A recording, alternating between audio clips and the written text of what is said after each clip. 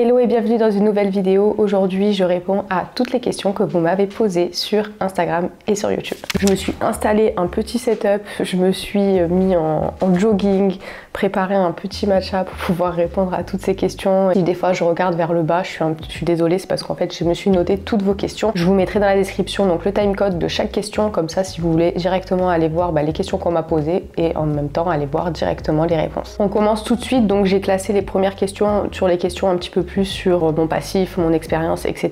Là on me demandait donc en gros depuis combien de temps tu es freelance, qu'as-tu fait avant d'être freelance, etc. Mon objectif principal, donc à la sortie de troisième entre guillemets, c'était de devenir expert comptable.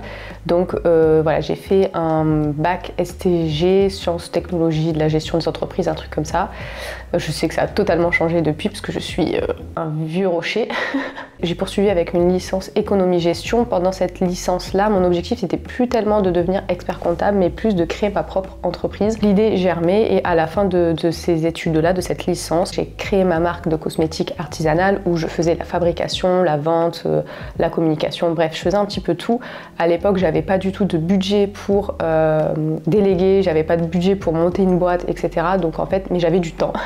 Ce que j'ai fait, c'est que je me suis formée en fait un petit peu à tous les corps de métier pour pouvoir en fait démarrer toute seule et l'objectif était que dès que ça commençait un petit peu à prendre, et ben, je pouvais commencer à déléguer certaines tâches. Je me suis formée de 2018 à 2020 sur la création de cosmétiques, la web design, le graphisme, le management, le marketing, enfin bref, toute cette partie-là. Et ensuite de 2020 à 2022, j'ai lancé du coup au grand public, j'ai ouvert au grand public et je me suis lancée en fait dans cette expérience à fond sur la création de cosmétiques, sur la marque de cosmétiques qui s'appelait Yonabel à l'époque. Sauf que c'est un projet qui m'a demandé énormément de temps, énormément d'énergie, puisque vous vous doutez bien que on peut pas tout faire tout seul. Et en fait, la conséquence a été que voilà, j'ai fait un burn-out, j'ai frôlé la dépression. Je pèse mes mots, c'était vraiment une période très difficile, ma santé s'est dégradée puisque voilà, j'en ai déjà parlé, mais tout ce stress accumulé, toute cette anxiété que m'a apporté cette première société m'a déclenché en fait une maladie auto-immune qui est causée, qui est liée au stress en fait. Et en 2022, du coup, je ferme la société et j'ouvre mon auto-entreprise autour du graphisme, donc mon studio de graphisme, le studio Yona. Je prends quelques mois pour me former au graphisme et surtout à la partie un peu plus gestion de clients et voilà, puisque j'avais en fait toute cette partie stratégie de marque avec mes études, le parti graphisme où je me suis formée pour ma première société et j'ai fait un pêle-mêle des deux. Je me suis formée plutôt sur le processus client, etc. Donc je ferme, je crois, la société en mai et donc en août 2022, je commence mon premier contrat avec mon premier client en tant que graphiste. Donc si on refait les calculs, je suis à mon compte depuis 6 ans et donc je suis graphiste freelance depuis en août, ça fera 2 ans. Ensuite, on m'a demandé quelles étaient les étapes pour se mettre à son compte. Alors moi, personnellement, pour ouvrir une auto-entreprise, c'est très simple. Vous allez sur le site de l'URSSAF et vous vous inscrivez, vous mettez l'activité que vous voulez faire et puis c'est tout. Après, pour le suivi, voilà, il faut tenir une comptabilité, donc facture, devis, suivre ses recettes, ses dépenses, etc. Et faire sa déclaration à l'URSSAF tous les mois. Donc tous les mois, vous allez sur le site et vous marquez combien vous avez fait de chiffre d'affaires, même si vous avez fait 0 €. Moi, au tout début, quand j'ai lancé l'entreprise, j'avais pas encore de clients, mais je me suis lancée quand même. Et voilà, j'avais déclaré 0, donc voilà. Ensuite, on passe à une question qui m'a été énormément demandée, donc je les ai regroupées toutes ensemble. En gros, c'était, on me demandait est-ce qu'on peut se lancer sans diplôme, est-ce que tu as été autodidacte, on me demandait si j'avais suivi un plan pour me former ou si j'étais allée un peu en mode freestyle. Donc déjà, oui, je suis autodidacte, je n'ai aucun diplôme dans le graphisme, donc à la réponse, est-ce qu'on peut y arriver sans diplôme, la réponse est oui, puisque j'en suis une preuve de plus. Maintenant, je pourrais pas vous dire est-ce que c'est mieux ou est-ce que c'est moins bien de faire des études ou pas, étant donné que je n'ai pas eu le cas de figure où j'ai été formée là-dedans, je sais pas ce que valent les écoles. Et dans notre métier qui est assez créatif, alors je pense que les études c'est bien parce que ça va vous donner certaines règles qui sont importantes en graphisme, mais je pense que vous pouvez acquérir ces règles-là par un autre biais que par des études. Et après, ça reste quand même un métier assez créatif, donc voilà, je pense que voilà, vous n'êtes pas obligé de faire des études pour les métiers qui sont très créatifs, mais plutôt voilà pour tout cet aspect stratégie, pour cet aspect règles, voilà, de design. Mais voilà, encore une fois, je pense vraiment qu'on peut apprendre toutes ces choses-là et avoir autant de niveaux que si vous n'avez pas fait d'études. Par contre, voilà, il faut quand même avoir une certaine discipline. Moi, je suis peut-être autodidacte, mais je me suis énormément formée. J'ai passé des heures et des heures à faire des fausses identités visuelles pour m'entraîner, à demander des avis autour de moi, à demander à des graphistes des conseils. Et puis, moi, d'un point de vue personnel, le graphisme est une passion. Donc, c'est comme si quelqu'un était passionné par la cuisine et que du jour au lendemain, il devenait cuisinier sans avoir fait d'école de cuisine. bah en soi, si c'est ta passion et que tu en as fait tous les jours et que tu as pratiqué, que tu as fait plein de gâteaux et que tu veux devenir pâtissier, bah c'est ok. Et ben moi c'est un peu pareil, je fais du graphisme tout le temps. Pour que ce soit pour des projets personnels, des cadeaux, etc. C'est quelque chose que j'ai toujours fait. Donc voilà, j'ai énormément appris. Et puis dans ma première société, comme je vous l'avais dit, je me suis beaucoup formée et j'ai mis en pratique avec un cas concret que j'ai appliqué à une clientèle. Comme je le dis souvent, j'ai été à la place de mon client. Donc déjà, j'ai créé un parcours client que j'aurais aimé avoir si j'avais pris un graphiste à l'époque. Ensuite, une petite question comme ça qui a pop, on me demande si j'ai un portfolio. Alors, j'ai toujours que présenté mon travail sur Instagram. Je crois que j'avais fait Beyoncé, peut-être j'ai mis 1 ou 2 projets là-bas, je sais pas trop ce que j'ai mis là-bas, mais bref, je m'en suis jamais servi. De temps en temps, voilà, il faut que je mette à jour mon portfolio sur mon site internet, donc j'ai montré quelques projets. J'appelle pas vraiment ça un portfolio, même si j'ai appelé ça comme ça sur mon site, mais pour l'instant, j'ai jamais vraiment eu l'occasion ou le besoin d'en faire un, mais j'aimerais bien quand même en avoir un que je peux donner plutôt que mon site internet. À réfléchir, peut-être que je pourrais même le faire en vidéo, ça peut être une idée cool de faire mon portfolio avec vous. Très bonne idée de vidéo. Ensuite, on m'a demandé est-ce que c'est important au début d'envoyer une proposition commerciale et un questionnaire stratégique et créatif à ses clients. Alors moi, au début, je le faisais pas. J'envoyais pas de proposition commerciale, j'envoyais pas de questionnaire stratégique, etc. Mais je ne facturais pas le même prix à l'époque qu'aujourd'hui. Aujourd'hui, mes tarifs sont différents, ma prestation est complètement différente. Au tout début, je faisais pas de stratégie de marque. Maintenant, je le fais. Donc, la proposition commerciale est essentielle pour convertir mon client parce que, comme je l'ai dit, je sais plus si je l'avais dit, mais je valide quasi 100% de mes devis grâce à cette proposition commerciale-là. Donc pour rien au monde je changerai et si tu commences je te conseille à 1000% de faire une proposition commerciale. Et d'ailleurs la mienne est disponible sur mon shop, il y a la template de ma proposition commerciale, c'est exactement la même que j'utilise. À toi de venir après prendre la template et personnaliser, elle est déjà pré-remplie mais voilà, à toi de venir mettre tes offres et tout ce que tu proposes à l'intérieur, mais pour moi c'est essentiel et encore une fois je me mets à la place du client, connaît peut-être potentiellement rien au graphisme, c'est hyper important pour lui d'avoir le détail des prestations, qu'est-ce que c'est qu'un affinement, enfin voilà, tout ce genre de choses. Et le questionnaire stratégique et créatif. À l'époque, je faisais des réunions où on venait discuter ensemble de la partie stratégie, etc. Mais je me suis rendu compte que dès que je passais directement aux questions avec mon client et qu'il n'avait pas réfléchi en amont à ces questions-là, on perdait déjà beaucoup de temps parce que il réfléchissait en temps réel à la question. Et en fait, il n'avait pas beaucoup d'introspection, donc les questions restaient vraiment en surface. Alors que si je lui envoie un questionnaire avant notre réunion stratégique, il a déjà eu le temps de gamberger en fait sur les réponses. Et du coup, le jour où on fait la réunion stratégique, on va vachement plus en profondeur, il a vachement réfléchi sur plein d'aspects que je lui ai envoyés. Et en fait, moi après, je ressors avec un contenu qui est hyper riche pour créer l'identité visuelle et ça me permet vraiment de créer des identités visuelles qui ont besoin de très peu d'affinement parce que j'ai cerné vraiment bien les objectifs, la stratégie, les envies créatives, visuelles de mon client. Donc à la question est-ce que c'est essentiel, je dirais que oui. Ensuite, on m'a demandé qui t'a inspiré. Où trouves-tu ton inspiration? Alors moi, vous le savez maintenant, je suis vraiment une meuf de YouTube, j'adore YouTube, je consomme YouTube vraiment comme si c'était à l'époque la télévision. Donc je me suis énormément formée sur cette plateforme-là, notamment sur les vidéos YouTube de Adobe, donc Adobe France ou Adobe même anglophone. Mais pour moi, c'est une pépite, ça m'a appris énormément de choses et je regardais les vidéos de Adobe avant même d'être graphiste, mais donc pour vous dire que j'en ai accumulé, même si c'était pas du tout une envie d'être dans ce métier là. Ensuite, je vais pas trop rentrer dans tous les détails des chaînes, mais je vais vous mettre juste ici la liste des chaînes YouTube francophones et anglophones des personnes qui m'inspirent, que j'aime bien, que je trouve le contenu pertinent, des personnes que je suis, voilà. Enfin bref, je vous mets un petit vivier pour partager. Il y a des gros comptes, il y a des comptes beaucoup plus petits que je suis aussi et que j'adore. J'aime trop suivre des gens où on est à peu près sur la même échelle, on va dire, entre guillemets. Je trouve que c'est toujours inspirant. Moi, personnellement, j'adore regarder le contenu de graphisme des autres parce que ça m'inspire et ça me motive et voilà. Les choses qui m'inspirent aussi énormément, c'est que je suis très cinéphile. Je suis fan, entre guillemets, de films, de séries, d'animés, de mangas. Donc en fait, c'est des choses qui sont très visuelles.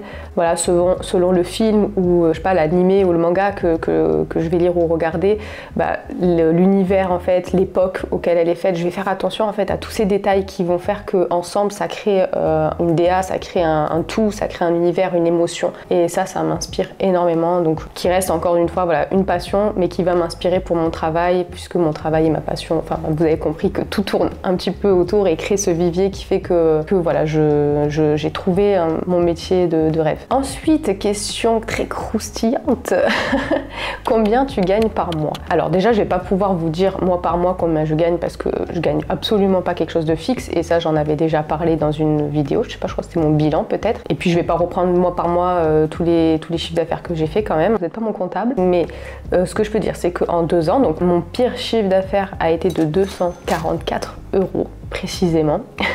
C'était donc en décembre 2023, donc le décembre qui vient d'arriver là. Bon, je sais pourquoi j'ai fait un chiffre d'affaires aussi bas et ça m'est déjà arrivé de faire, là c'était ça, mais ça m'est déjà arrivé de faire 400, 600 plusieurs fois. Ça m'arrive très souvent après que j'ai fini de faire des très gros projets où j'ai fait identité visuelle, site internet, des projets qui m'ont pris vraiment plusieurs mois parce que en fait je suis tellement concentrée pendant plusieurs mois sur ces projets là que je ne communique pas énormément. Cumuler, ça fait que ça arrive à un mois où j'ai pas de nouveaux clients et du coup pas de rentrée de chiffre d'affaires et c'est ce qui m'est arrivé en décembre 2023. J'avais eu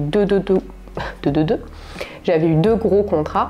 Et à la fin de ces 2 gros contrats-là, j'avais tellement pas communiqué que je me suis retrouvée comme ça un peu bredouille. Et en fin d'année, en plus, je veux dire, avec les fêtes d'année, etc., en général, le mois de décembre déjà n'est pas forcément un mois hyper actif. Par contre, j'avais eu des réservations pour commencer des projets en janvier. Donc janvier, ça a commencé à réaugmenter, mais en tout cas, novembre, décembre, ça avait chuté jusqu'à faire mon plus mauvais chiffre d'affaires en décembre 2023. Et ensuite, mon meilleur chiffre d'affaires sur ces 2 années-là a été de 7 400 €. Voilà, qu'est-ce qu'on peut dire de plus à part que c'est génial, ça pouvait être tous les mois comme ça.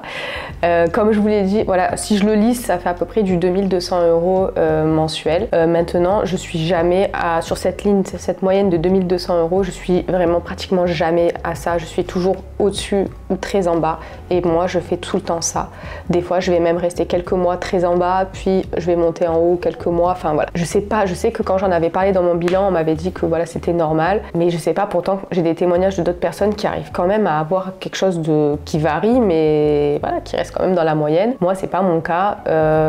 Donc voilà, je sais pourquoi j'ai fait les chiffres d'affaires très bas.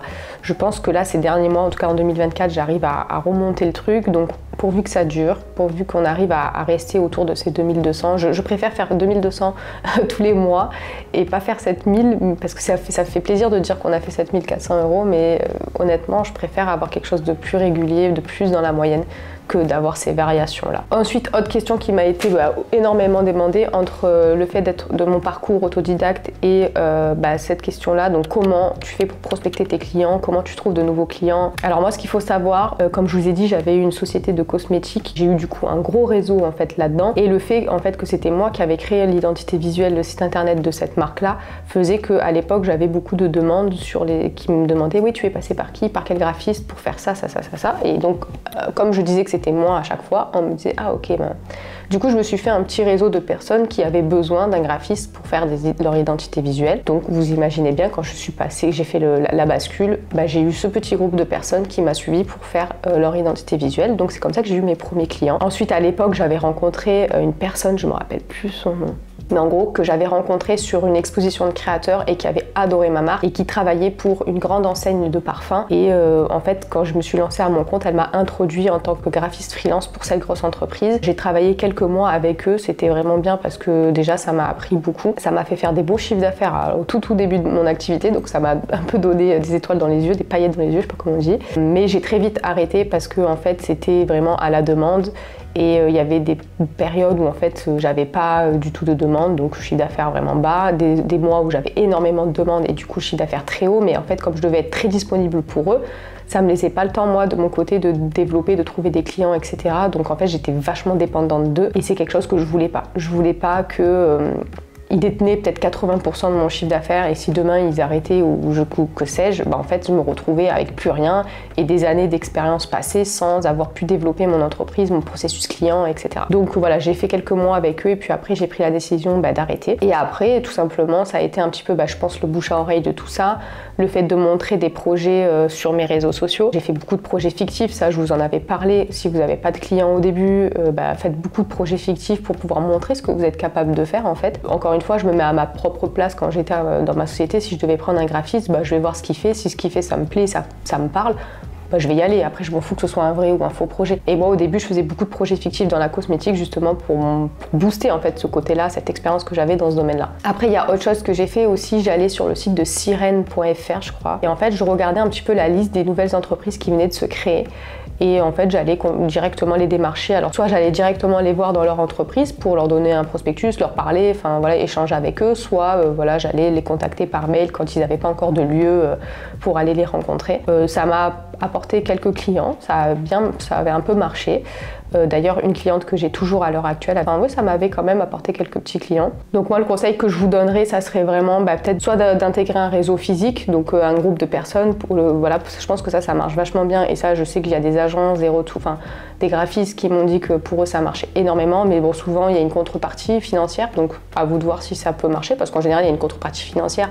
Mais comme ça vous rapporte des clients, c'est OK. Après, vous avez des plateformes comme Malt, Fiverr, etc. Faudra peut-être que j'en fasse un jour une vidéo, mais moi, pour moi, ça fonctionne pas du tout. J'ai jamais eu de clients grâce à ça, alors que je sais qu'il y en a qui en ont plein. Donc bon, moi je pense qu'il faut au début un peu multiplier toutes les possibilités et en fait après choper le bon filon pour vous et le bon chemin et vous y glisser et y rester en fait. Pareil pour les réseaux sociaux, je vous conseille de choisir un réseau social avec lequel vous êtes à l'aise de poster, que ce soit Instagram si vous êtes à l'aise avec voilà, plus les visuels, les graphismes, etc., les photos, peut-être TikTok si vous êtes plus à l'aise à faire des petites vidéos courtes, YouTube si vous aimez le format long, LinkedIn si vous voulez aller directement parler plus aux professionnels et vous mettre à fond là-dedans, poster régulièrement, avoir toute une stratégie autour de ce réseau-là et je pense que ça peut toujours bien fonctionner. Je sais que bon, j'ai regardé beaucoup de vidéos qui traitaient cette question-là à l'époque.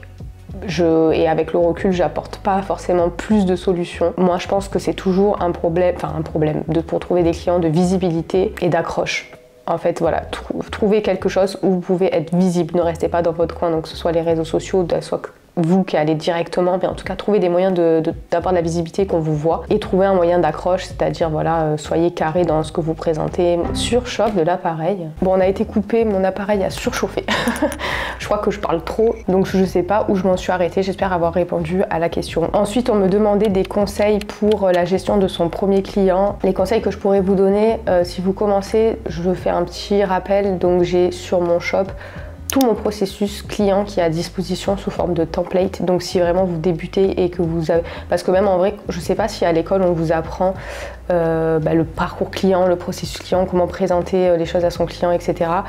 Ou si vous êtes autodidacte, encore moins. Donc du coup, voilà, vous pouvez vous procurer sur mon shop vraiment tous les templates de mon processus client pour de la proposition commerciale, questionnaire stratégique, à la présentation des concepts à votre client, le guide de marque, etc. Enfin bref, tout le processus. Donc ça, je pense que c'est un bon conseil que je donnerais au départ, c'est d'utiliser des templates de personnes qui ont déjà utilisé un processus client et qui a fait ses preuves. Ensuite, je vous inviterai à suivre des formations, que ce soit à l'école, que ce soit des formations en ligne, que ce soit vous former à travers des vidéos YouTube. Bref, je vous en ai déjà assez parlé au cours de cette vidéo. Après, je dirais aussi d'être honnête avec le client. Hein, quand vous démarrez, vous démarrez. Et puis voilà, je veux dire, quand quelqu'un fait appel à vous alors que vous démarrez et que vous n'avez pas encore beaucoup de projets, il en est conscient. Moi, je sais qu'au tout début, par exemple, quand je travaillais, comme je vous l'avais dit dans une autre question, avec cette société de parfums, ils savaient que je venais juste de débuter. En fait, ils m'ont formé sur plein de choses. J'ai travaillé énormément sur les packaging des parfums, les étiquettes et les packs de parfums. Donc du coup, voilà, j'ai beaucoup appris sur la partie impression, création d'un fichier pour l'impression, les couleurs, etc.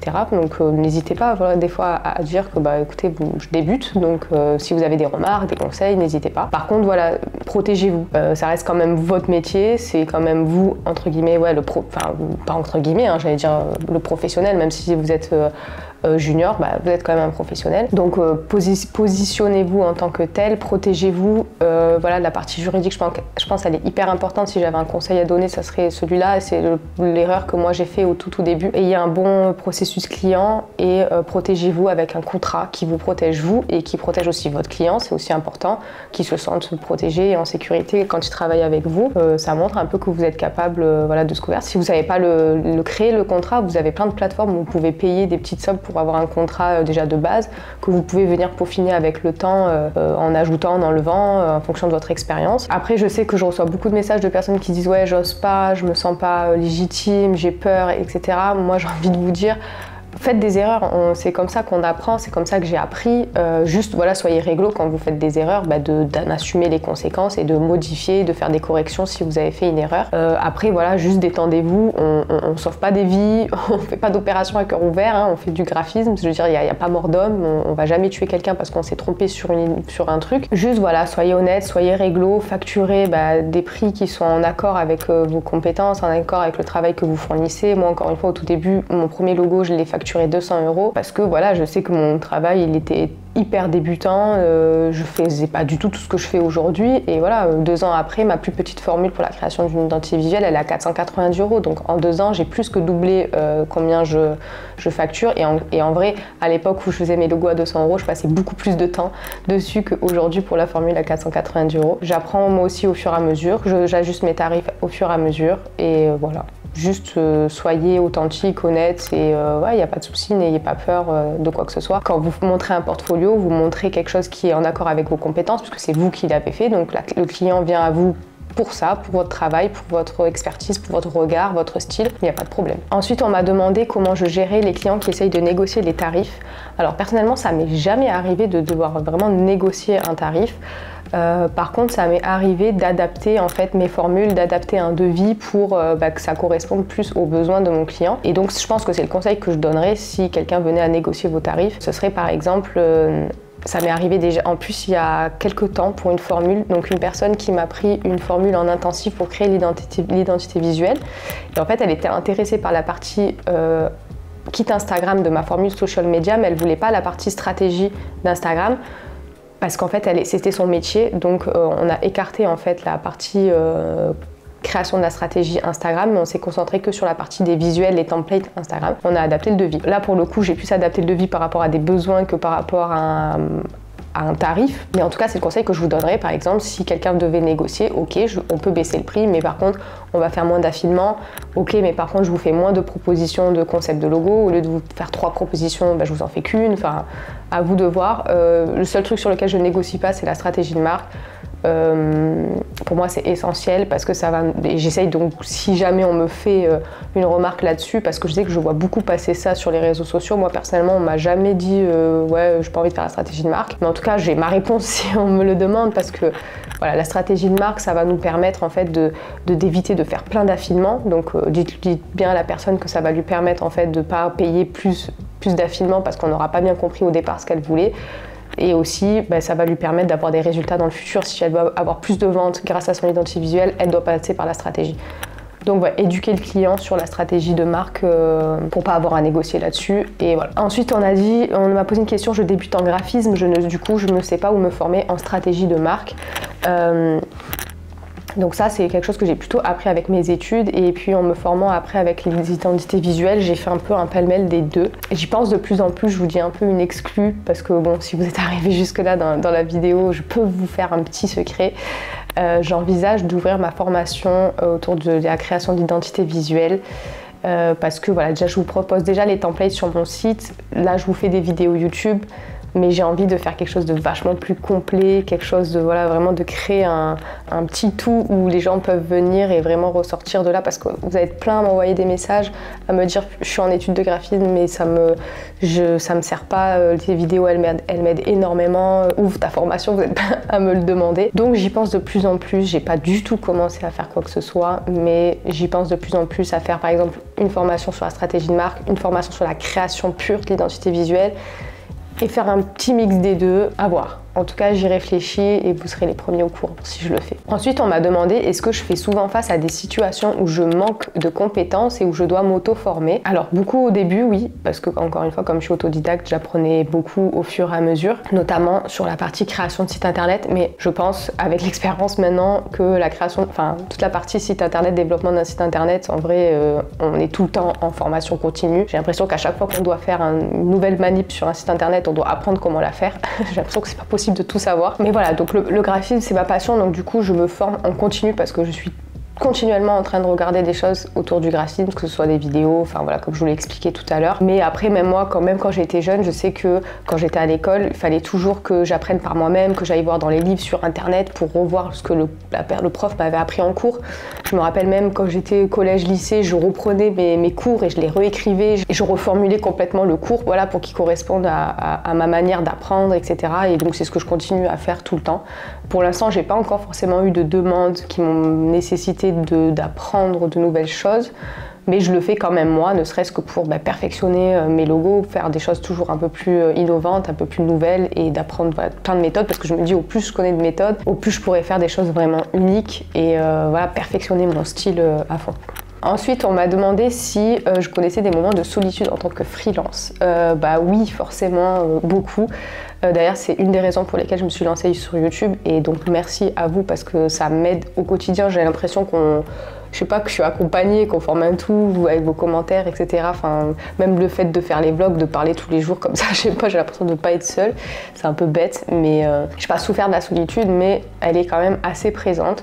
Surtout que moi, dans mon entourage, j'ai pas du tout de personnes qui sont à leur compte, qui sont en freelance, etc. Donc j'ai pas forcément beaucoup de personnes avec qui je peux partager ça. Et donc à long terme, avec YouTube, ce que j'aimerais que ça m'apporte, c'est voilà, peut-être des connaissances dans ce domaine-là, rencontrer des nouvelles personnes.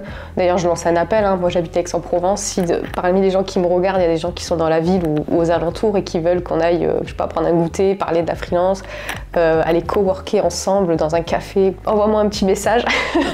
Ça fait très appel détresse, là, non? Je lance un appel de rencontre amicale pour aller coworker ensemble.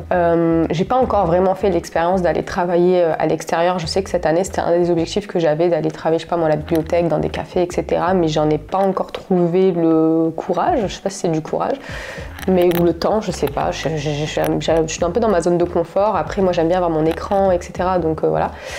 Mais en tout cas, j'aimerais beaucoup trouver quelqu'un ou un petit groupe de personnes, ou même une personne qui est freelance dans ma région et qui aimerait qu'on cowork ensemble. Ça peut être vachement cool. Et ensuite, la dernière question qu'on m'a posée, on arrive à la fin, c'est est-ce que les métiers de la création digitale sont encore viables dans plusieurs années? Que penses-tu de l'IA, etc.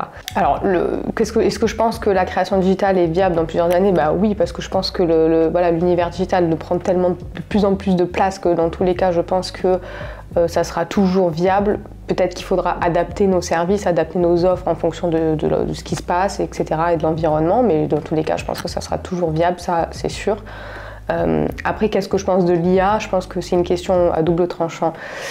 Moi, l'IA, honnêtement, pour l'instant, j'y vois que des avantages, parce que les avantages que j'y trouve, déjà, moi, dans mon métier, ça m'aide énormément avec mes outils, avec l'IA Photoshop, comme je vous avais montré pour les mock-ups, que ce soit Illustrator avec les mock-ups, que ce soit sur Photoshop avec l'outil généré, qui est une révolution qui m'a fait gagner un temps fou. Surtout sur la retouche photo, ChatGPT aussi pour tout ce qui est code, pour la création de sites internet. Franchement, c'est des informations avant qu'on mettait énormément de temps à chercher sur internet. Là, avec ChatGPT, vous rentrez le code que vous voulez mettre et puis il vous génère du code. Enfin, c'est révolutionnaire, je trouve. Et après, pour tout ce qui est la partie création de logos, etc., honnêtement, je pense que ça remplacera jamais un humain. C'est comme si demain, je sais pas, genre pour moi, création de logos, c'est une passion, c'est un art, c'est quelque chose que j'aime bien aller, démêler, etc. Donc je me servirai déjà moi jamais d'une IA pour créer quelque chose parce que c'est un art. C'est comme si un photographe, on lui disait tu peux aller prendre un robot, taper ce que tu veux, je sais pas moi, un oiseau qui s'envole dans le ciel et qui vous génère une photo. L'artiste, le photographe, il y perd complètement son intérêt. Donc moi c'est pareil, je me verrais pas du coup par contre utiliser l'IA pour ça.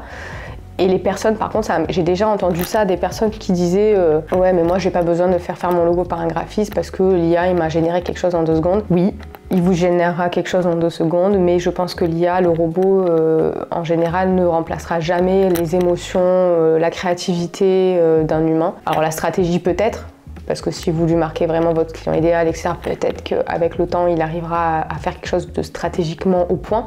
Mais en tout cas, je pense qu'il n'arrivera jamais à créer quelque chose qui transmet des émotions, parce que je pense que ça, c'est quelque chose qu'il n'arrivera pas à transmettre. Et puis, voilà, il n'aura pas votre style, il n'aura pas tout ça, donc non. Honnêtement, ça, par contre, moi, je me fais pas du tout de soucis là-dessus. Donc voilà, je pense que les petites entreprises, au début, par manque de budget, vont se tourner vers l'IA et puis vont très vite comprendre qu'en fait, que ça fonctionne pas et puis se tourner vers un graphiste. Donc ça peut être cool pour eux. C'est une première solution pour eux pour démarrer sans devoir mettre de budget là-dedans. Mais je pense que dans tous les cas, au bout d'un moment, ils vont se rendre compte que c'est important parce que ça suffit pas, parce que l'IA va pas vous générer un fichier qui est adapté à l'impression, il va pas vous générer un fichier qui est adapté... même, je sais même pas si c'est possible de décliner un logo, d'avoir plusieurs logos d'un logo principal, je sais pas. Donc franchement, ouais, je pense que c'est pas encore au point là-dessus, donc on est encore tranquille pour un petit moment, je pense. Voilà, c'est tout pour cette FAQ. J'espère avoir répondu à toutes vos questions. Moi, sur langue de bois, de toute façon, ça je vous l'ai toujours dit, je répondrai toujours le plus honnêtement à toutes ces questions-là. Si vous avez des questions, n'hésitez pas à me les mettre en commentaire, j'y répondrai dans la prochaine FAQ. N'hésitez pas également, tout le processus client tout ce dont je vous ai parlé dans la vidéo, tout mon processus client en forme de template Canva et InDesign est disponible sur mon shop, vous avez le lien dans la description. Après cette vidéo-là, on va repartir un peu dans la création et dans le graphisme, parce que là ça me manque, j'ai envie de faire des projets. Donc ouais, prochaine vidéo, je pense qu'on viendra vraiment créer une identité visuelle ensemble, je sais pas, mais j'ai envie là de créer avec vous sur YouTube, d'avoir vos retours sur ça et de vous apprendre encore plein de nouvelles choses. On se dit du coup à dimanche pour le vlog. Bye!